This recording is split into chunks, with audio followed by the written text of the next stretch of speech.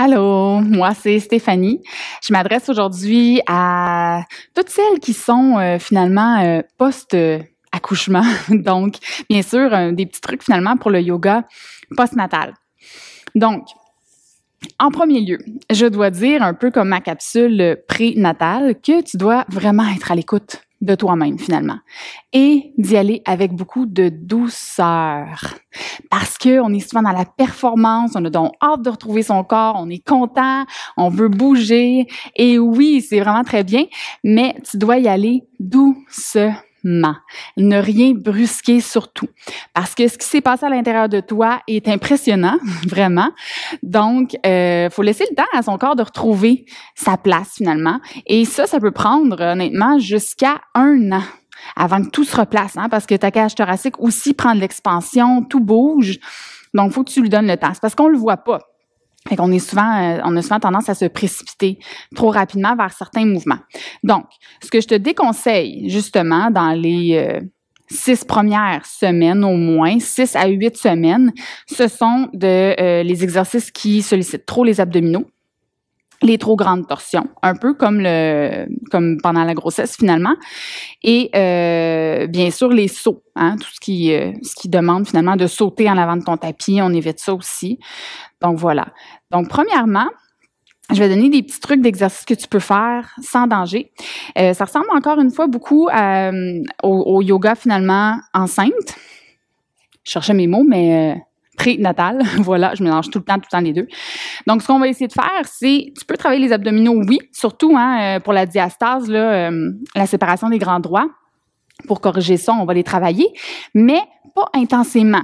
Donc, on va faire la demi-planche, par exemple, qui est un petit peu la version de la planche, c'est juste qu'on dépose tes genoux au sol. Donc, les genoux ne seront pas sous les hanches, vont être un petit peu plus loin vers l'arrière. Tu vas pousser dans tes mains, engager vraiment ton dos aussi et rentrer le nombril. Tranquillement, tu peux relâcher et rentrer le nombril vers la colonne. Toujours avec un petit mouvement du coccyx ici, là, vers tes genoux. C'est ça qui va vraiment aller chercher le core, finalement, là, la ceinture abdominale. C'est des super bons mouvements à faire. Tu travailles contre la gravité. Donc, ça va être excellent, finalement, pour ta ceinture abdominale. Donc, ça, c'est un des premiers pour les abdominaux. Un deuxième qu'on peut faire pour nos abdos. On va commencer les jambes fléchies. Puis, on va lever une jambe vers le ciel. Tu peux garder les bras le long de ton corps. Tu inspires ici. Toujours important, là, l'engagement. Hein? Nombril rentré vers la colonne. Super important, inspire. Et à l'expire, tu abaisses la jambe le plus bas que tu peux. Sans toucher le sol. Inspire, remonte. Expire. Donc, tu peux le faire une bonne dizaine de fois de chaque côté. Tu peux en faire 3 séries. Et c'est quelque chose que tu peux faire sans danger là, plusieurs fois par semaine. Donc, tu alternes bien sûr une jambe et l'autre. Ensuite, ce qui va faire du bien aussi beaucoup à tes hanches maintenant, c'est des postures qui vont plutôt venir refermer le bassin. Donc, on a connu une grande ouverture avec l'accouchement. Donc, tu pourras maintenant faire des petits exercices finalement pour refermer. Donc, une des postures que j'aime bien est la tête de vache. La tête de vache, tu peux commencer en posture de la table, pour t'installer. Tu vas venir croiser une jambe devant l'autre. Donc, bien important que le genou cache le genou opposé. Tu viens ouvrir un petit peu les jambes, les pieds de chaque côté et graduellement, en marchant les mains vers toi, tu vas venir t'asseoir au sol.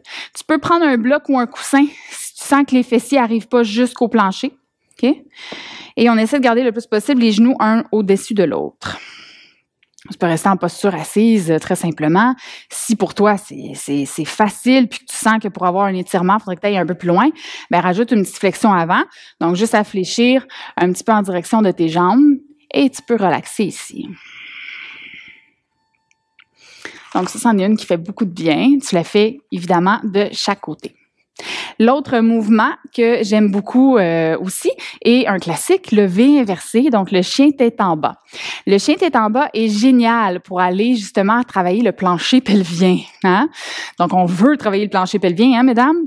Donc, V inversé ici, qu'on connaît, nombril rentré évidemment. On allonge le dos et on engage. Un petit peu comme vos exercices, hein, pendant la grossesse, finalement, là, les exercices de Kegel, je sais jamais si je le dis comme il faut, mais vous pouvez les pratiquer ici pendant le V inversé, pendant le chien tête en bas. Donc, c'était quelques trucs pour vous aider. Bien entendu, si vous avez des questions, des commentaires, n'importe quoi, vous pouvez m'en faire part sans problème. Puis, encore une fois, sois à l'écoute. C'est vraiment mon message et vas-y lentement. Une chose à la fois. Des petits mouvements avec douceur pour commencer. Puis, plus ton corps va gagner en force, plus tout va se replacer, plus tu pourras en rajouter. Merci beaucoup. Namasté.